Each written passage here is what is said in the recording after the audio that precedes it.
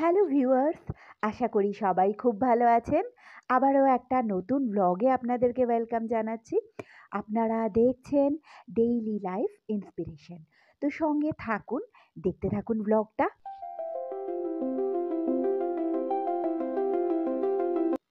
আজ রবিবার আমরা একটা জন্মদিনের পার্টিতে এসেছি।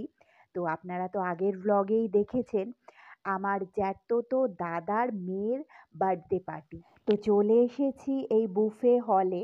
তো প্লেটটাও নিয়ে নিয়েছি। আমার প্লেটে নিয়েছিলাম রাইস, ফিশ ফ্রাই আর তার সাথে ছোলার ডাল, মাটন আর একটা রাধাবল্লভী। এত স্টার্টার ছিল কি ডিনারের জন্য মনে হচ্ছে আর জায়গাই নেই পেটে। আর খাওয়ার পর আমরা স্প্রাইট নিয়ে নিয়েছিলাম। তো আমাদের ডিনার কমপ্লিট হতে এখন সময়টা প্রায় ৯টার বেশি হয়ে গেছে। তো এবার আমাদেরকে বেরিয়ে পড়তে হবে, কারণ এখান থেকে বাড়ি পৌঁছাতে প্রায় ১.৫ ঘন্টা মতো টাইম লাগবে। তো চলে এসেছি বাইরে। তো এখানে রোড ক্রস করার জন্য এরকম সাবওয়ে রয়েছে। তো এই সাবওয়ে থেকে বেরিয়েই সামনেই অটো স্ট্যান্ড। অটো করে বিধাননগর স্টেশন, তারপর ট্রেনে করে বাড়ি। বাড়িতে এসে পরের দিন ৪টে ইপি নিয়ে নিচ্ছি। তো এখানে ইপিটা আমি বসিয়ে দিয়েছি।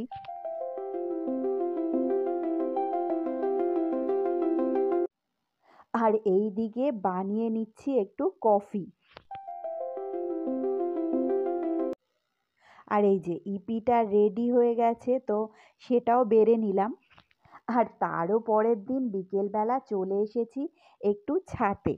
তো চলুন আজকে আবার আপনাদের সাথে একটু গল্প করি। আর আজকে যেটা বলবো, খেয়াল করে দেখলেই দেখা যায় যে আমাদের জীবনের প্রত্যেকটা ব্যাপারেই কিন্তু একটা ব্যালেন্স মেনটেন করে চলতে হয়। আর যখনই আমরা জীবনের কোনো ব্যাপারে ব্যালেন্স মেনটেন করি না, খুব বেশি অথবা খুব কম করে ফেলি, তখনই কিন্তু বিভিন্ন রকম সমস্যার সৃষ্টি হয়। এখন বাজে ওই বিকেল 4:45টার মতো। তো এখন কয়েকদিন ধরে দেখছি বেলাটা অবশ্য অনেকটাই বেড়ে গেছে। মাঝখানে তো 5টার মধ্যেই সন্ধে হয়ে যাচ্ছিল। তো বন্ধুরা, আজকের ব্লগটা এই পর্যন্তই। আমার ব্লগগুলো কেমন লাগছে কমেন্ট সেকশনে জানাবেন কিন্তু। Bye bye.